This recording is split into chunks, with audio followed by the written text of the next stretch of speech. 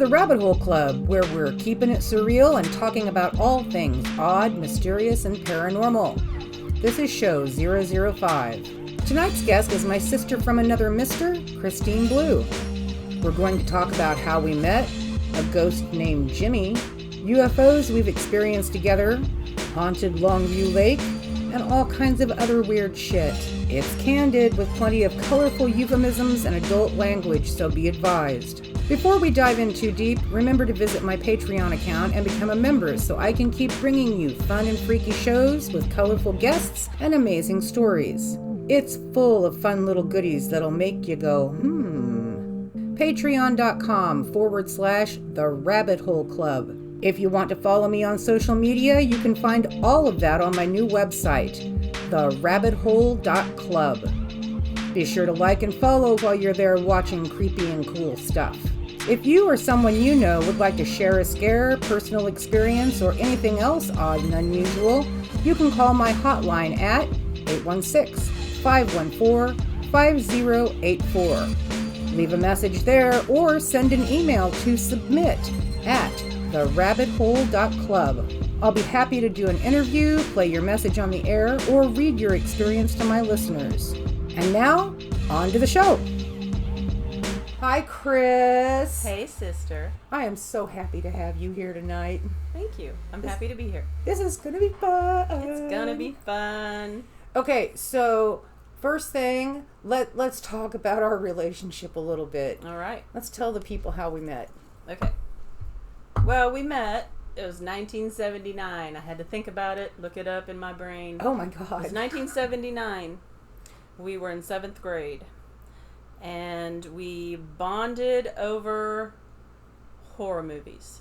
The movies of the year were Aliens and the Amityville Horror.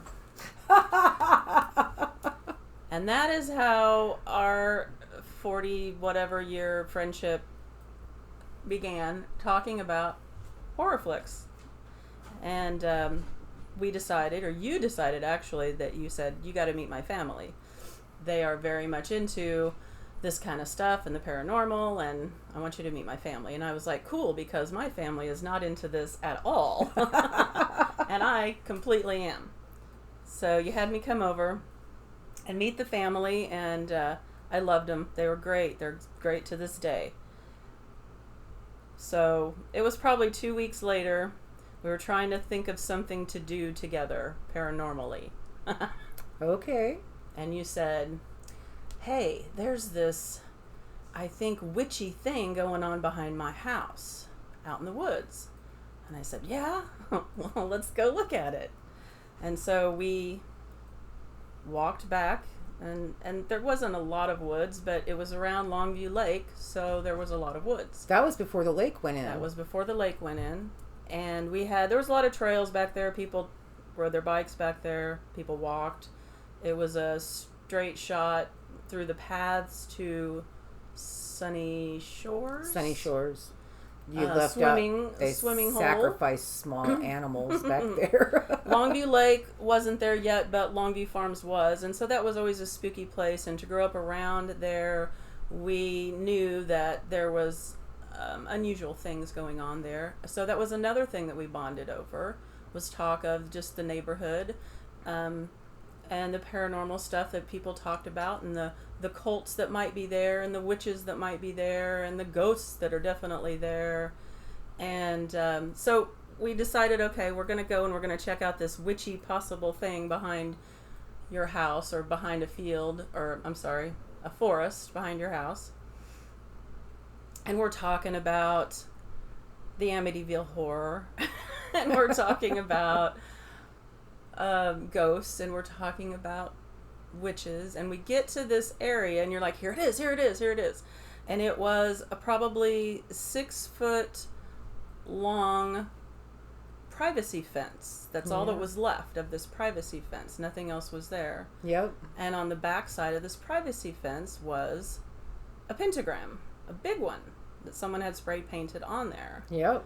And around it was I don't know, scratchings on the ground and it looked like maybe somebody had tried to start a fire or something small. Yep. And I just remember that being our really very first paranormal doings together at 13 years of age, maybe. Oh my God. 7th grade. We were such kids. Holy crap. We were. Okay, well, I had forgotten that, so thanks. No problem. So we did lots of crazy things that most teenagers don't do. It's true. Together. We did some crazy things that most teenagers do together. That's true. And we still do those things occasionally. Is absolutely true. All of the above. All of the above. Too much. But you know, that same area is a hotbed for, like I said earlier, all kinds of things paranormal.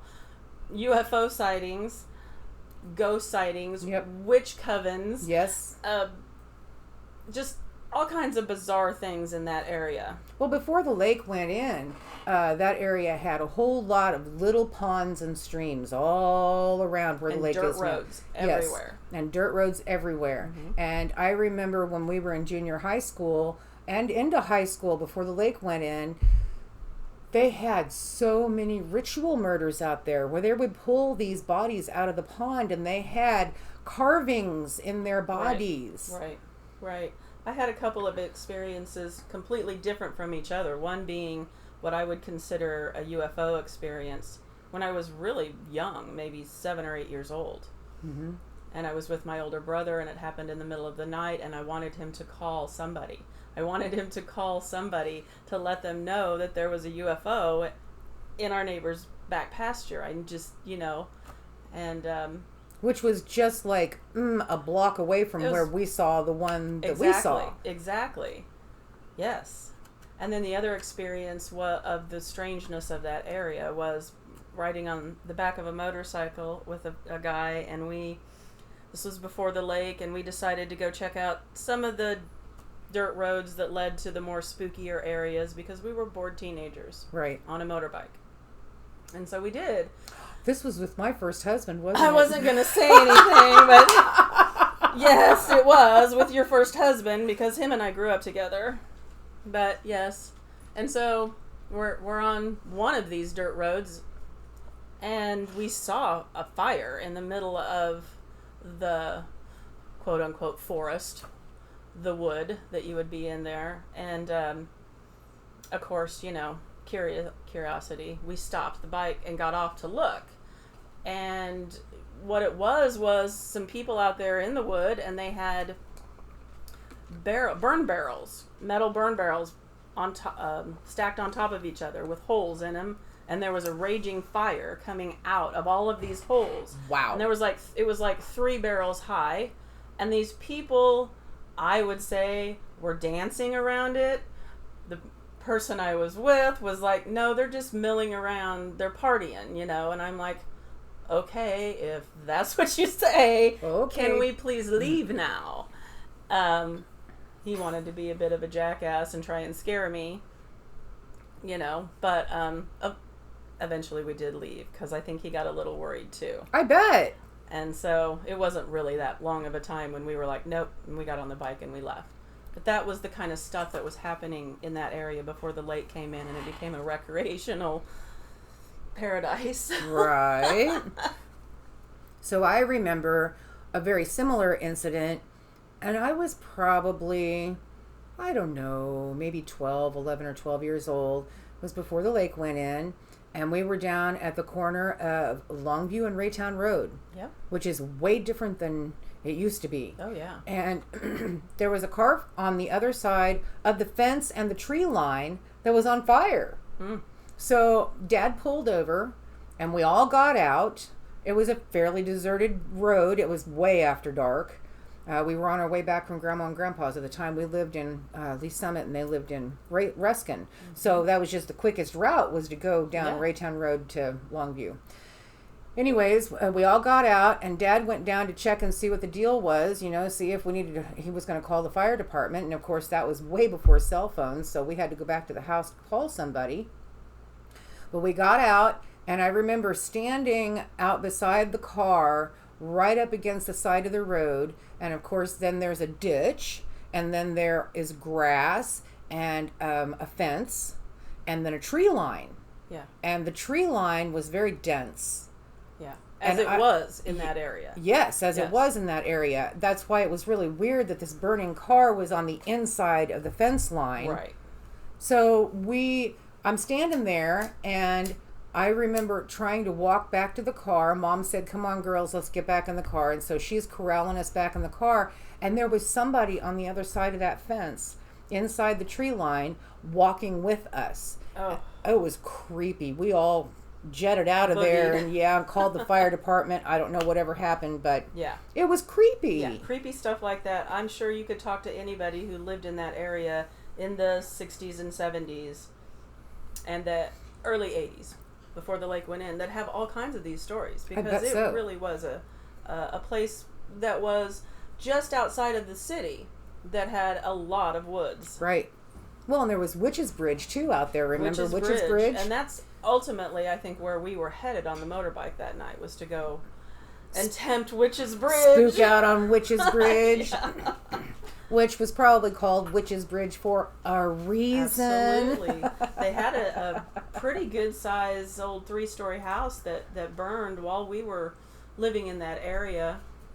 And that's kind of what gave it the name, that witch's area. And I can't remember the name of the so-called coven that was there, but I mean, people talked about it. They had a name for it and everything. And absolutely, yes, they did. And I don't remember what the name of it was. I don't either. I mean, I know that we were just teenagers. Yeah, and they weren't into any good stuff, and so we were staying away. Right. You know, we were even good teenagers. Uh-huh. Okay, speaking of teenagers, I'm going to hit on a subject that's a little rough. All right. Okay. Jimmy.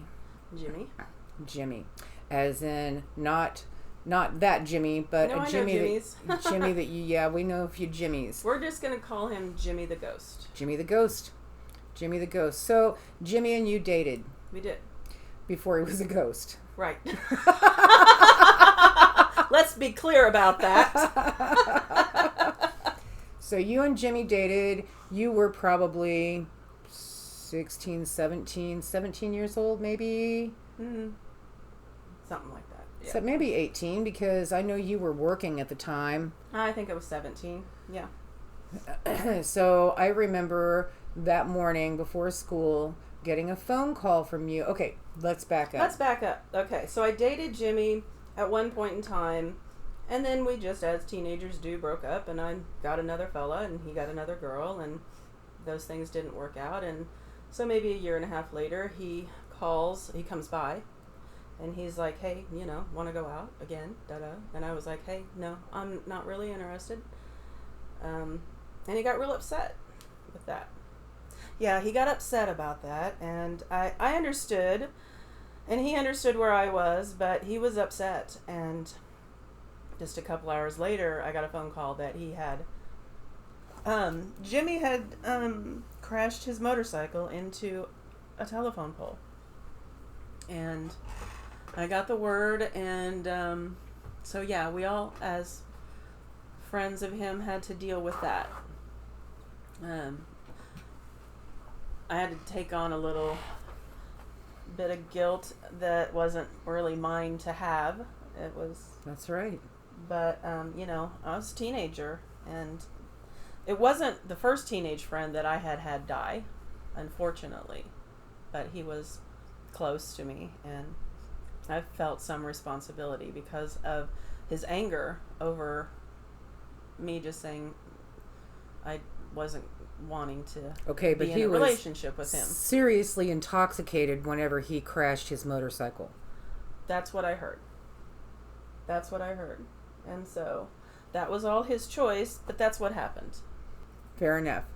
So the funeral happens a few days later, I would say 5 days later, and I could not bring myself to go. And I couldn't bring myself to ask any of my friends to take me. It was just something I had to deal with. Internally. Yeah. So I didn't go, but I talk to him. It was just tragic, actually. It was just very tragic. It was a tragic waste. It was very, very tragic, and it didn't need to happen, and I didn't need to carry around any guilt over it, but I did. And it is that. So anyway, I didn't go to the funeral. I will tell you that a year later, with the help of a friend, found out where he had been buried and went and visited his grave and said, you know, I just said my goodbyes then. I had a lot going on in my life at that time, so.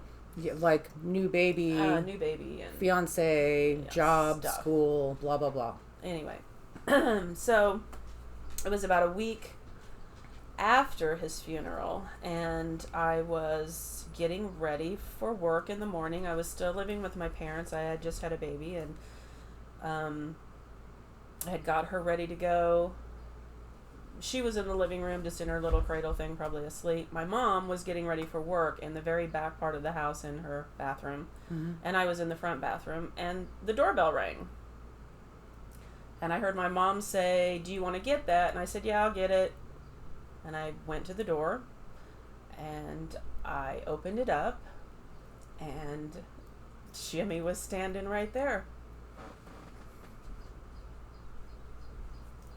And I heard my mom say, "Who is it?" And I turned for a second, and I didn't know what I was going to say. I couldn't say anything, and then I just turned around, and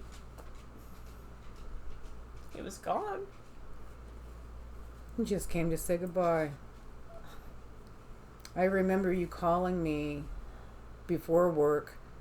I don't know if you blew work off that morning or if you were late or what. I don't remember. I don't remember, but I remember you calling and waking me up that morning. Yeah. And you were like, "You are never going to fucking believe this. Can I come over? I need to be with you. I'm coming over."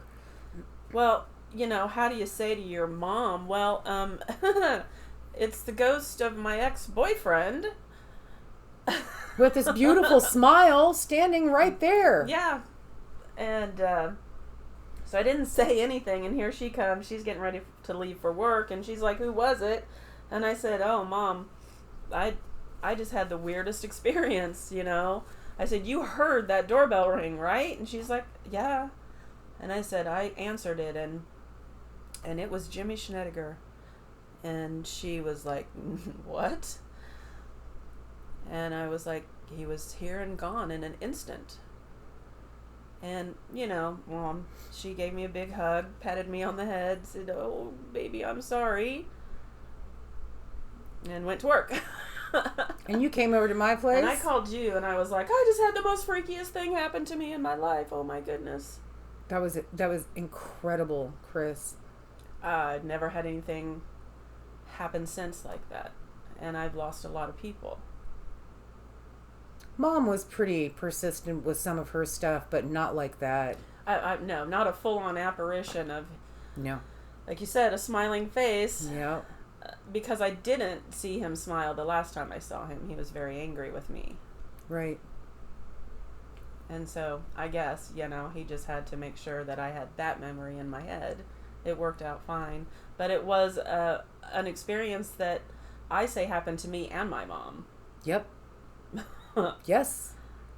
Thank goodness she was there, because everybody probably would have thought I was just crazy. Well. Sorry for all the emotion there, sister. That's okay. Let's move on to another fun one. All right. Okay. So, back in the day when we were young and raising our families and couldn't get away very often together because we were young and raising our families. There was a time where your sister-in-law was doing what we so very affectionately refer to as fuckerware parties. Oh, those wonderful fuckerware parties. So yeah, we've got like, you know, negligee, lingerie, lotions and potions and toys and all kinds of silly stuff, and she would throw, it was like a Tupperware party, only it was for all of these goodies instead. So you and I decided we were going to go to her party. Yes. It was probably a Saturday night. I don't remember exactly what night it was, but it was a night. We were leaving her party, and you were taking me home, I think. Yes. We were coming down Blue Ridge Cutoff in Grandview. We were coming from Martin City. That's right. Up to Grandview via Blue Ridge. Blue Ridge Cutoff, right. And so we got right about there by the, because we pulled over at the car wash. So we were there at like Duck Road and Blue Ridge Cutoff in Grandview, And why Missouri. did we pull over at the car wash? We pulled over because there was a fucking UFO in the air. Yes, it had followed us from probably the Minor Park Road. I don't know what that road was called, but it was the road that you would go to all the way across Blue River Parkway. Which is Little Blue River, isn't it? From Little Blue? Blue Ridge. Yes. Okay, so that whatever that intersecting road was, about there is when it showed up above us. Yes. I was driving. Yes. You were in the passenger seat. Yes. And we were like, what is that? What is that? And then, you know, most people would probably speed up, try to get away from it. No, not me. I'm like, slow down. We're all like, what is that? And it slowed down too. And it stayed right over the top of us. Very large. And I'm not going to say right over the top because I could see it out of my rearview mirror. Right. Yeah, it was off a little to the south of us. Yes. And I remember red and blue big lights. Big lights. And I remember us getting to the first place we actually had the opportunity to pull over was at Duck Road at the car wash. And we pulled over. Both of us got out. We had been smoking a joint that I had on some very cool hemostats. And I had them in my hand. We both got out of the car. And I put my arm with the hemostats over your car door and the other arm up on the roof of your car. And when we got out, we instantly looked up. Right. We instantly looked up. And it kind of pulsed at us a little bit. Yes. And then it disappeared. It didn't fly off. It just went poof. Let me just say, it didn't fly off. It just disappeared. Yes. Yep. And we got back in the car. A little shocky. And noticed that we were missing some time. Yes. And the joint with the hemostats. That was gone. That was the first thing we knew. And I don't know if we noticed that first and then the time or the time and that. I can't remember. I think we noticed that first because I was like, what happened to the... Because then I started rummaging through my purse and I got out, you got out, we looked all over, on top of the car, under the car, in the parking lot, got back in, I started rummaging through my purse and I found the hemostats in my purse, inside my purse. The joint was missing. Yes. And my hairbrush was gone. And the hairbrush was gone. Yeah. And that's when we noticed the missing time. And that's when we noticed it was like we were thinking, what has just happened here? Right. And Wait a minute. Oh shit, they've got Colleen's DNA.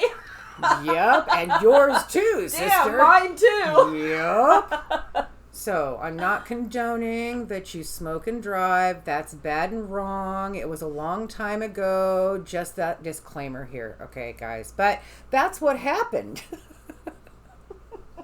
That is what happened. So, to all of you guys out there in alien world, if you are an extraterrestrial that stole a joint from a couple of girls way back in the 80s, you could return that, you know.